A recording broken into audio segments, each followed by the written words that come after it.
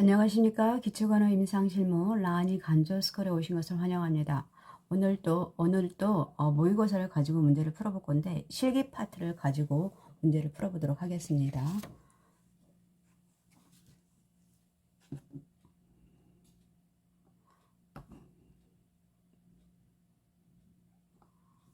첫 번째 문제를 보시면 더우물 주머니를 적용해서 안 되는 환자는 이라고 되어 있네요.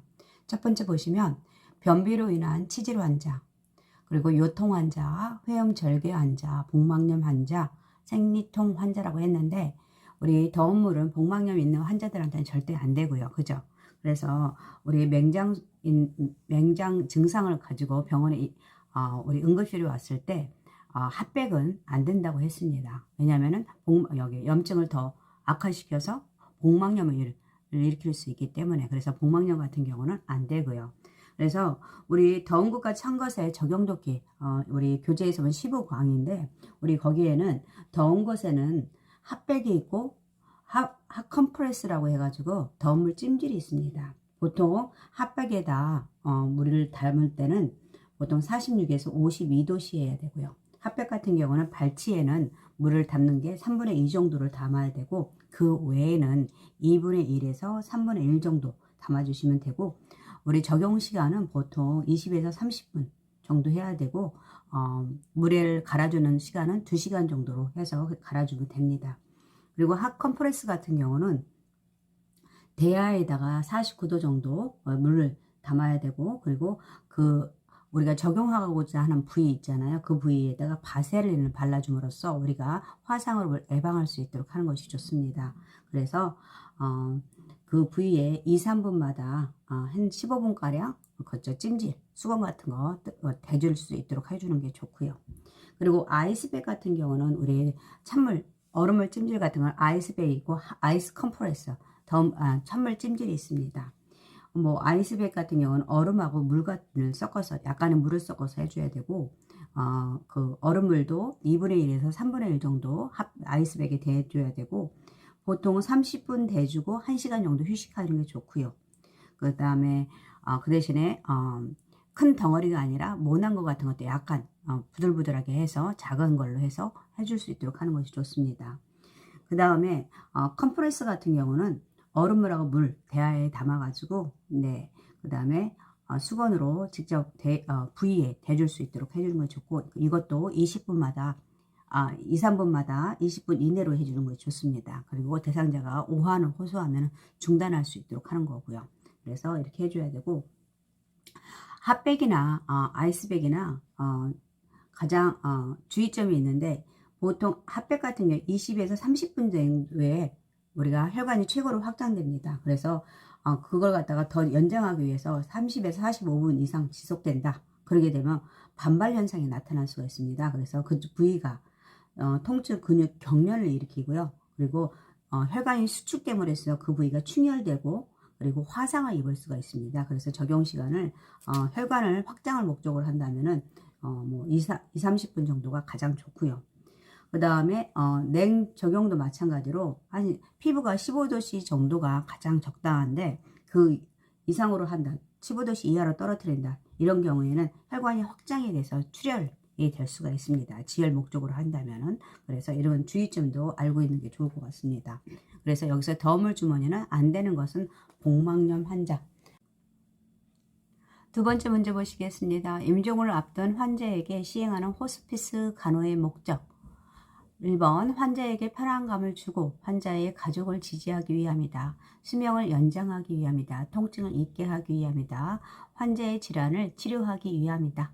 병원에서 제공해주는 서비스 간호로서 환자의 환경을 안정시켜 주기 위함이다 라고 했는데, 호스피스 간호의 목적을 보시면 우리는 우리가 임종 환자의 존엄성 같은 거 인정을 하고, 그리고 사시는 동안 평화롭고 안정된 삶을 살다가 죽음을 준비할 수 있도록 도와주는 거죠. 그래서 동통을 경감시켜주고, 그리고 신체적 안위를 제공한다든지 질병의 증상을 조절하고 경감시키는 지속적 간호를 제공하는 것입니다. 그리고 환자나 가족, 친구들에 대한 사회적, 정서적, 영적인 것을 다 포함해서 할 수 있도록 하고요.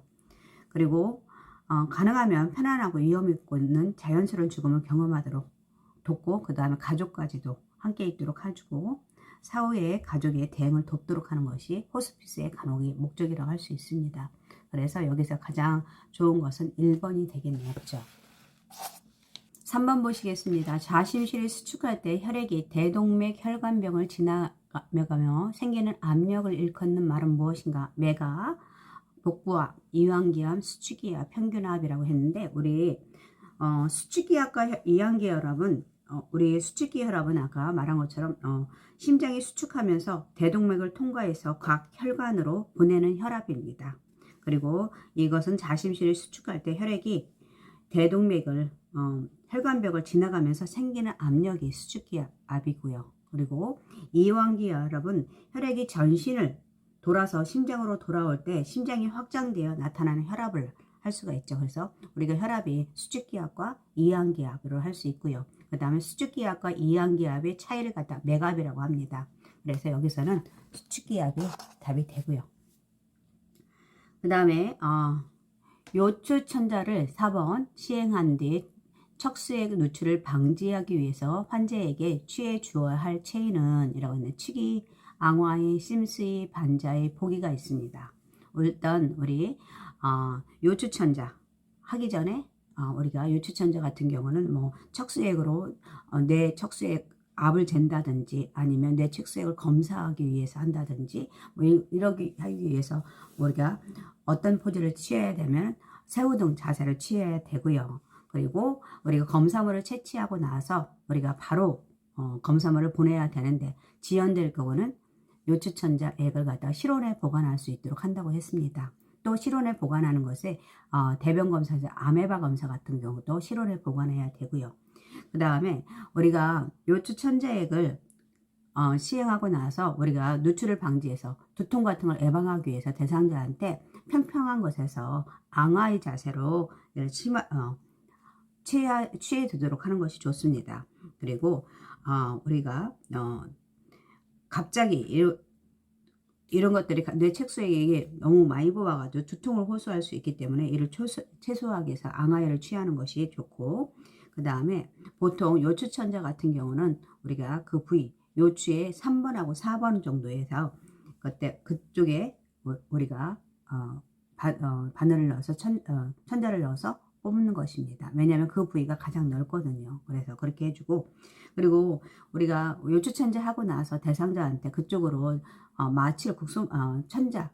마취를 하기 때문에 우리가 대상자가 그 부위에 있는 장기들이 다 마취가 됐습니다.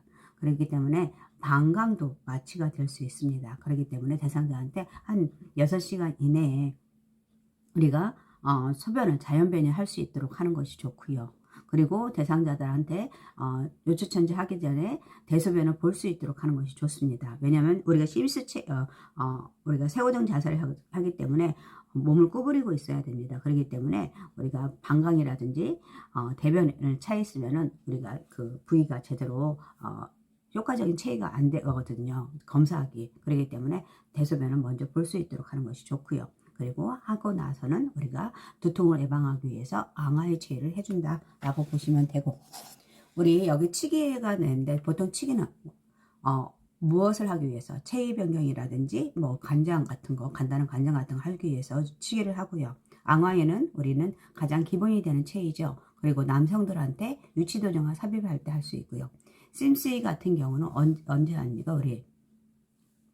우리 간장 같은 거 할 때, 그죠? 관장할 때. 그 다음 반자에는 뭐 우리가 식사를 드린다든지 비위관 영양을 드린다든지 아니면 호흡곤란이 있다든지 뭐 이럴 때, 보기는 등근육 휴식이라든지 아니면 등 마사지 할 때 시행할 수가 있습니다. 그래서 여기서의 문제는 요추천자 누출 방지를 위해서 우리가 앙화를 해준다라고 보시면 될 것 같습니다.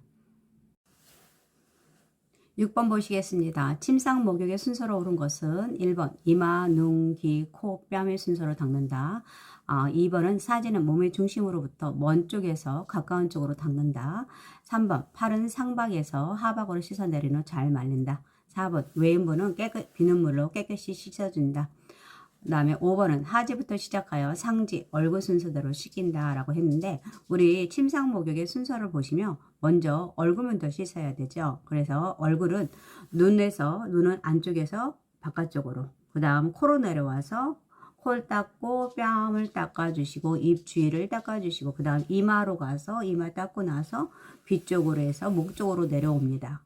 그리고 우리가 몸의 중심부에서 먼 쪽에서 가까운 쪽으로 닦아야 되는데, 우리 손 쪽에서 팔에서 겨드랑이 쪽으로, 그 다음에 가슴은 둥글게, 그 다음에 가슴 닦고 나서 복부를 중심으로 시계 방향으로 닦아주시고, 그 다음에 어디로 가냐면 밑에 다리로 가죠. 발 쪽에서 대퇴 쪽으로, 그 다음에 등 쪽으로 가가지고 목에서 엉덩이 쪽으로, 그러면서 다 뒤쪽에 다 피부 상태 확인하고요.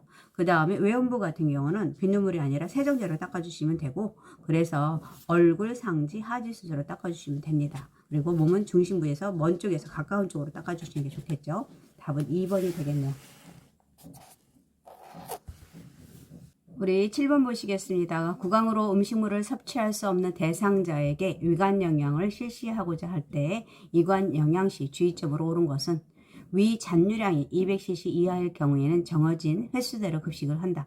우리 흡연은 음식물을 드리기 전에 비위관에서 흡연을 해서 튜브가 비위관이 잘 꽂혀져 있는지 확인하는 거죠. 근데 200cc 이하가 아니라 100cc 이하겠죠. 아직도 음식물이 차 있다는 것입니다. 그럴 때는 우리가 음식물을 드리지 말고 보고해야 됩니다. 그 다음에 영양액 주입 전후에 물 100cc 통과시켜서 관이 막히지 않다. 우리가 식사하고 나서 한 30에서 60cc 정도 식사 후에 주는 일은 보통 관이 막히지 않도록 깨끗하게 하기 위해서입니다. 그리고 3번을 보시면 위관 종료이 되면 반자유로 30분 정도 눕게 하여 소화를 돕는다. 이거 좋네요. 그죠? 그 다음에 흡연을 다시 넣지 않고 버린다. 우리가 먼저 음식물을 시작하기 전에 우리가 위관이 제대로 삽입되어 있는지 흡연한다고 했습니다. 그것은 흡연한 액은 다시 넣어줘야 된다. 우리의 영양소이기 때문에 우리 몸에 다시 넣어줘야 되고요. 그리고 주입 후 앙화이로 30분 정도라고 했는데 앙화이가 아니라 반자이겠죠. 네, 그래서 여기서의 답은 3번이고요. 그 외에도 우리가 음식물이 이 위관백을 음식물이 중력에 의해서 내려갑니다. 그래서 골반이나 위에서 보통 얼마? 30에서 50cm 높이에 걸어줄 수 있도록 해주는 게 좋고요.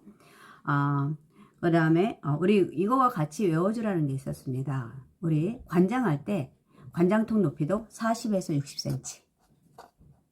이것도 같이 외워주시면 되고, 이거는 비관, 위관이고요. 이거는 관장이라고 보시면 됩니다. 네. 네. 그렇게 해주시고, 그 다음에 이온수를 30에서 60cc 그렇게 해주시면 됩니다. 네. 8번 보시겠습니다. 28세의 청년이 넘어져서 허리를 다쳐서 척추골절로 3주간 침상 안정이 필요할 때 이때의 침상 간호로 옳은 것은 1번 구토를 대비해 보기를 취해준다. 2번 크레들 침상을 사용한다. 변압 침뇨를 깔아준다. 침뇨 밑에 평평한 판자를 깔아준다. 목을 높여 안정되게 해준다. 답은 우리가 척추골절이나 경추골절 환자들은 뭐예요? 우리가 판자가 목에 있는 평평한 판자를 깔았어도 딱딱하게 유지해줄 수 있도록 침뇨 밑에 딱딱한 판자를 깔아주는 게 좋습니다. 그래서 답은 4번이고요. 그 다음에 응급처치, 척추골절 환자들 처치보다는 우선적으로 구조를 요청할 수 있도록 하고요. 그리고 척추골절 환자들은 머리를 들거나 흔들면 신경계 손상이 심해질 수가 있습니다. 그래서 전신 부목을 사용해서 몸을 똑바로 눕혀서 운반하도록 하는 것이 좋고, 그 다음에 몸을 똑바로 눕히고 척추 쇼크를 예방할 수 있도록 하는 것이 좋고요. 그리고 부상자의 머리를 들거나 이렇게 앉히거나 세우거나 걷게 해도 안 되고요. 음료수를 먹이기 위해서 목을 높이는 것도 금물입니다. 그리고 경추라든지 흉추, 요추, 선사지, 전신 부목 위에 바로 눕히고 경추, 고임대로 삼각건을 메워서 고정시키는 게 좋고, 척추 골절 환자 같은 것은 아까 말한 것처럼 딱딱한 판자처럼 단단한 침상을 사용하는 것이 좋습니다. 그래서 여기서는 4번이 되겠네요. 그죠? 9번 보시겠습니다. 전자체온계로 애과체온 측정 시 옳은 것은 측정 후 간호 기록지 아래라고 기록한다. 상박은 가슴 위에 얹고 하박은 옆구리에 붙인다.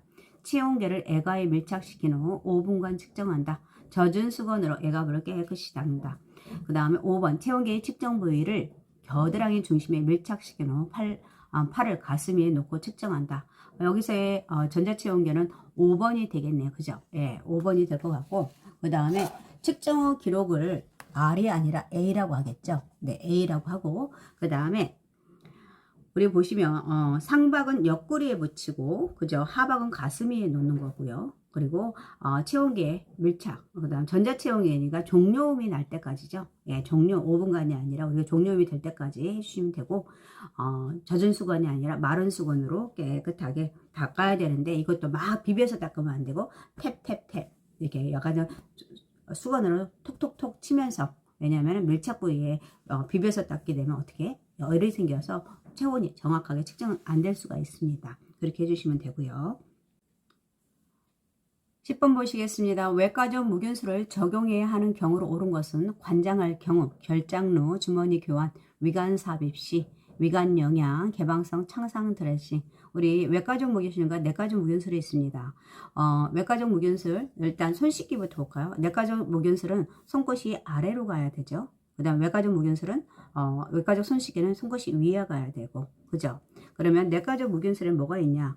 우리가 관장할 수 있는 뭐 침상 정리라든지 관장이라든지 결장루 주머니라든지 위관을 삽입한다든지 위관 영양이라든지 뭐 이런 것들이 있습니다. 그러면 개방성 창상이라는 것은 드레싱이죠. 그렇기 때문에 우리가 무균적으로 실시를 해야 됩니다. 그래서 이런 것들이 개방성 창상 드레싱, 돈요관 삽입, 그 다음 주사약 준비할 때도 우리 외과적 무균수를 해주시면 되고, 그 다음 멸균 물품 다룰 때, 그 다음 주사할 때, 뭐 항생제 주사한다든지 아니면 수술할 때라든지 침습적 행위를 한다든지 요추천자라든지 뭐 흉곽 배액관 교환이라든지 드레싱이라든지 수술복 착용, 수술기계 소독 같은 거 이런 것들은 다 외과적 무균술입니다. 그래서 여기서는 답이 5번. 11번 보시겠습니다. 욕창 환자를 간호하는 방법으로 옳은 것은 크레드를 이용하여 말초 순환을 돕는다. 4시간마다 체위 변경을 한다. 욕창 부위를 마사지한다. 피부를 건조하고 청결하게 유지한다. 욕창 부위는 감염 방지를 위하여 노출을 피한다 라고 했는데, 우리 일단 크레들은 언제 사용합니다?